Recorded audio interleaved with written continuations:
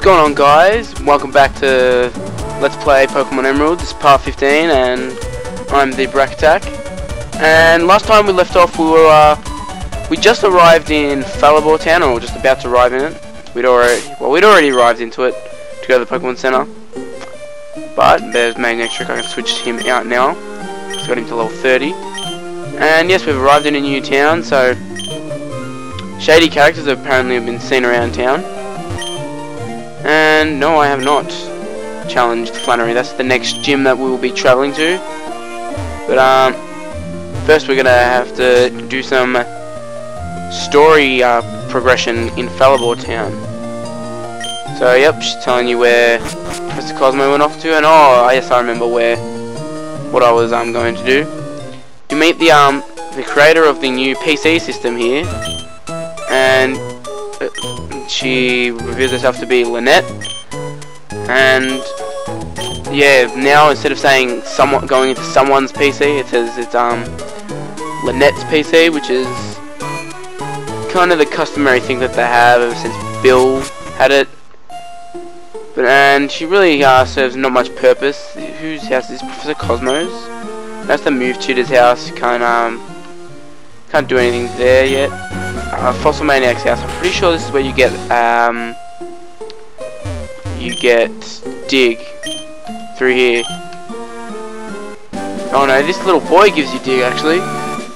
So I don't need to actually go and find the crazy dude. But there we've got a random fisherman battle, which will probably be full of Magikarps, as they usually are. They're probably like the lowest of lows for trainers. They're probably just above bug catchers, who are probably the worst. But they've still got most of them still have got some decent Pokemon, I guess. There we go. That's one level 19 Barbo. It's just not going to be much. And I was just saw like one of these Let's Play videos in related video section of one of my parts, and I saw they were like probably the 6th gym or something, and their Pokemon were level 29, and they were still higher than the AIs, so I'm probably going to be much higher than them most of the game. And yes, this guy gives you the raw TM because he's Poochyena keeps scaring away people with raw. So oh, we've got a double battle here between these two, and there's obviously a Pokeball, an item there. Hopefully it's something good, because most of the time pick-up items for me are nothing. Oh, not nothing, but there's stuff I just don't really like to use during a just in-game run-through. Maybe they'll be useful for after game, maybe for me, but during game, not really something I would use. But yeah, Shockwave on the Barboach. You know, I'm not going to use it on my own Pokemon. And oh yes, Barboach is ground, isn't it? That's a very noobish thing of me to do, but it shouldn't do any real damage. To use water sport. So heck, that I guess will be something. Probably should have used something bigger, but I'm looking for Magnetric to get some attacks in here, and it was enough in the end. So Combustion's coming up on evolving. I think it'll probably evolve into Blaziken. Hopefully by the next gym, that'd be good. And we picked up an energy powder. I think that's one of the stat raising EV items. And yep, another fisherman. There's quite a few fishermen along here. But when you think of this area, you don't really think of water routes and stuff, and water. I mean, out on the water routes, there's no fishermen. Mainly just swimmers and stuff. So you usually find fishermen around these areas. And besides that fisherman that I had in that double battle, you don't really have to fight any. Don't have to really fight any fishermen. They're not compulsory. Most of them you have to actually go up to them and talk to them. Press A. So it's kind of rare to see something like that that happened before. So another easy takedown of Barboach. Apparently these fishermen in this area have got a hard on for Barboach. And yeah, that experience share is really helpful because it doesn't, it keeps Manectric from lagging behind. Because that could be a real pain. Sometimes you got Combuskin, you're leveling it up to like a certain level.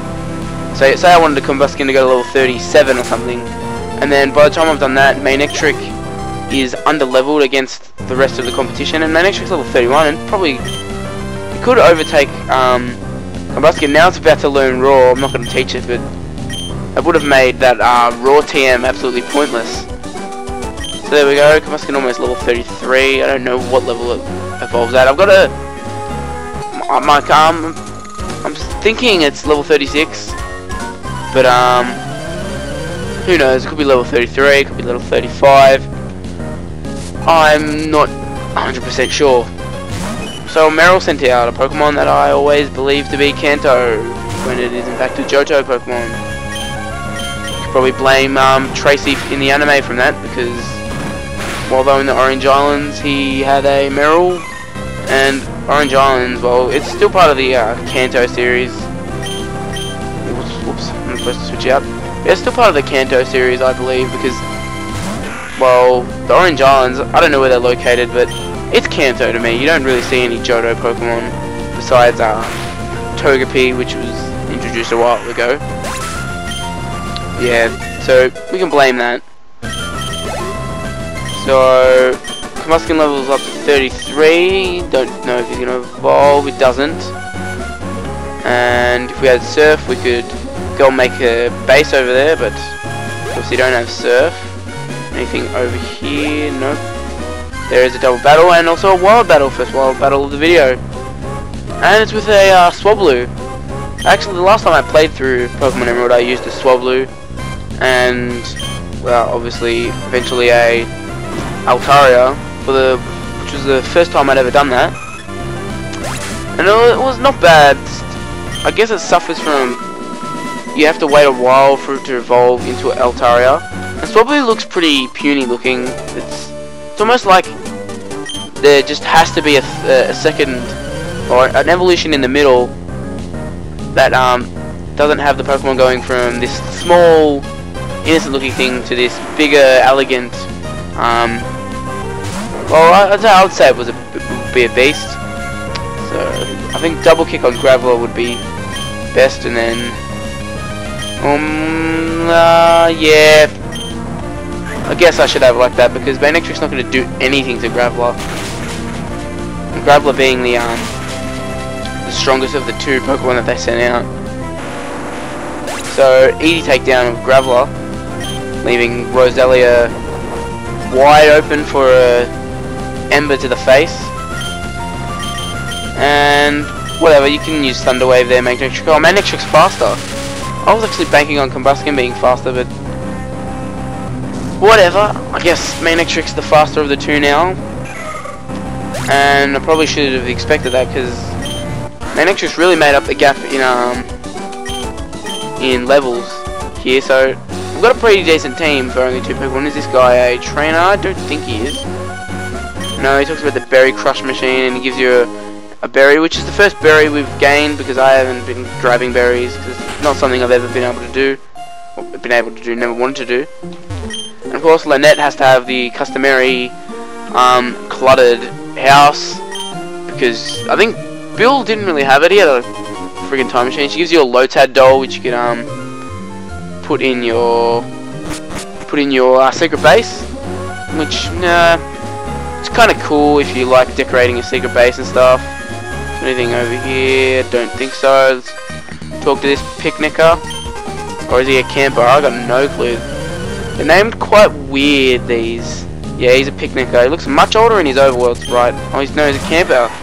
Despite wearing the same clothing apparel as the picnickers I battled. Maybe it's separated for genders. But yeah, that's weird. Weird naming, I guess. So, oh, he's actually got more than one Pokemon. I'm just getting used to people having just one Pokemon. You guess that's a bit of a downfall to this generation. There are a lot of, at least in the early going, a lot of trainers with one Pokemon. I have noticed that, and in the double battles, well, it does kind of count as 2 Pokemon, but each trainer only has 1. 2 would probably be perfect because, well, it equates to 4, and it's 2 on 2, so it's more enjoyable, I guess. I don't know, I'm kind of rambling now. This guy is saying oof oof oof oof oof oof. That's apparently a word now, and yes, this is another one, Pokemaniac Steve. I would call him escaped mental patient Steve, but whatever. It definitely doesn't look like that in his overworld sprite. I don't know if they don't have Pokemaniacs like that in the 4th generation. They changed them to don't they wear Pikachu outfits or something now? I don't know what that is. It's like how we get his Pokenav number or whatever. But yeah, I think in Generation 4 they got Pikachu type stuff. Oh, a Lotad. Wouldn't really expect to be seeing a Lotad this far into the game when most people have got a Lombre by now, but I guess it's a free experience. Well, everything's pretty much free experience with my Combuskin. Except maybe that Watson's main electric, that was hell. And May's Marshtomp was pretty decent for what it was. So what do we get here? A protein, another EV raising item. That is completely pointless. I don't know why this is even here. That's one of the weirder things. Just a random staircase going up to nothing. So here's this should be a fire breather. What is he called? A Kindler Bernie, which is kind of weird if he's holding that kind of stuff standing up in a mountain with a Slugma. I kind of considered getting a Slugma. I wanted to have a pretty varied team, something that I don't usually run through Hoenn with. But I didn't really want to use any of the other starters because I believe the other 2 starters are pretty crap. Yeah, to use. I guess Mudkip's pretty good for the first gym. Trico I just find absolutely useless. Mudkip's got redeeming qualities for me, but yeah, Trico is pretty bad. I found that as well in Gen 4. Everything just paled in comparison to using Chimchar, where earlier generations, I should say, not later generations, I think they're much more even. The Kanto trio, they're all pretty good. I know it's the typical Pokemon noob to pick Charizard, Charmander, Charmeleon, but I think they're all pretty good. And Gen 2, well, for Alligator and Typhlosion, they're pretty good, but yeah, I'd stick away from picking Chikorita as your starter. Yeah, if you want a hard time for yourself in Heart Gold or Soul Silver or Crystal or the original games, yeah, go ahead and pick Chikorita, because you're probably gonna find yourself getting a bit owned. And then obviously there's Gen 5, and I have only played through it once. I used Tepig. I'm gonna go through it again on Pokemon White. I went through Pokemon Black originally, but yeah, I'm gonna go through on Pokemon White, and I'm thinking of using a Oshawott to start off. I don't mind Snivy. I just don't really care for it that much. I looked at its moves and stuff, and yeah, it's not really doing that much for me.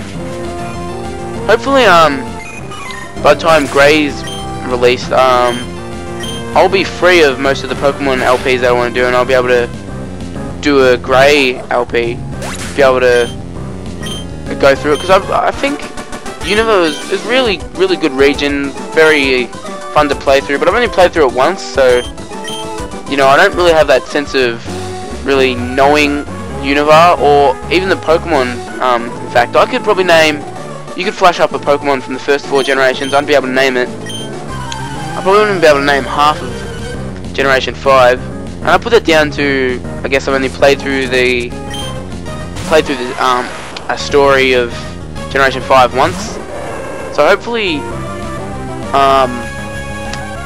being able to play through it a second time on a white cartridge, that'll be able to help me even more, and Pokemon Grey obviously that'll help. But when you look at all the other recent generations that have been new for me, Hoenn I played through Sapphire at least a good 10 times, and I've played through Emerald probably 4 or 5 times. Never actually played through Ruby, which I find kind of strange that I never played through it. But yeah, I played through that a lot, and then you've got Generation 4 where I probably played through Diamond twice, maybe 3 times. And I played through Platinum, which is my favourite game in the series. I played through that twice because I had a Japanese copy. I imported that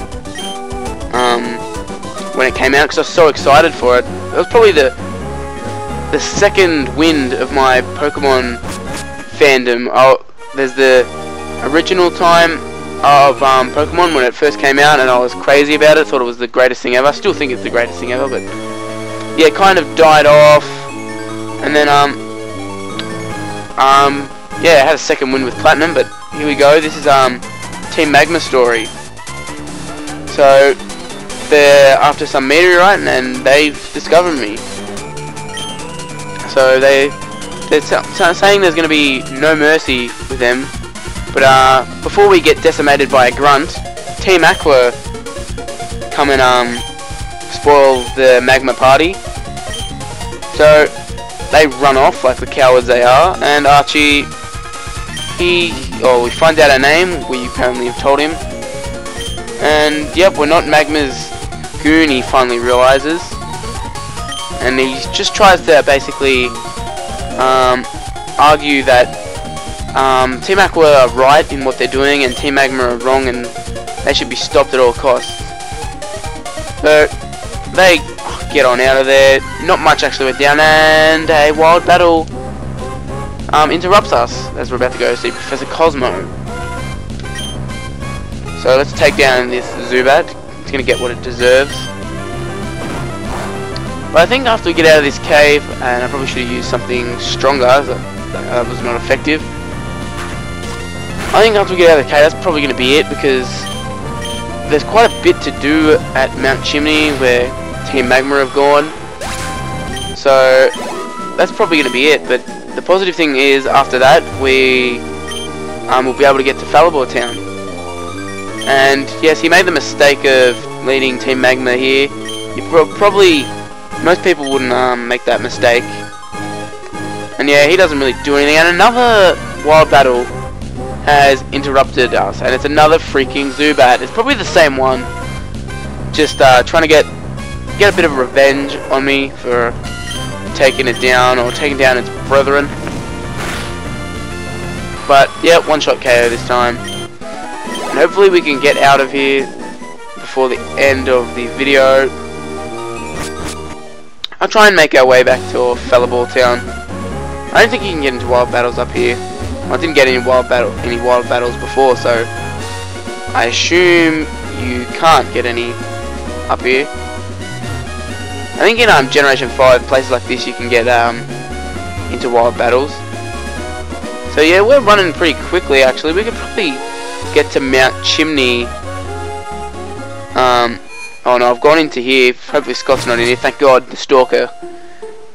Yes, that was the battle tent or whatever it's called now in Fallabor Town, which replaces the contest halls around Hoenn in this game, which upset some people. I think there's one contest hall now, but it really felt like kind of the anime. If you were into the contest, you got to not only travel around Hoenn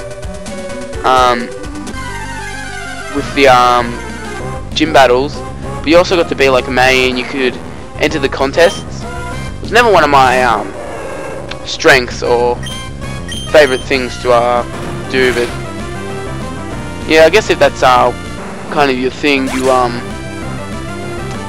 you'd probably be kind of pissed that they took out all of the contest halls. So motoring along here, just hit 20 minutes. Hopefully, if I don't get another wild battle or two, I can get out of here. At least this patch of grass that Spinner's dealt with. This is probably going to end up being my longest part, even though we really didn't get very far. We just did a lot of battling with people who don't really matter. And yes, another wild battle. I'm probably going to have to call it quits here. Thanks for watching, guys. It's been not much progress this part, but there's going to be quite a bit as we travel to Mount Chimney in the next part and take on the evil Team Magma, as well as hopefully get to Fallabor town and get our 4th badge, is it? I think it's 4th. So catch you next time, guys.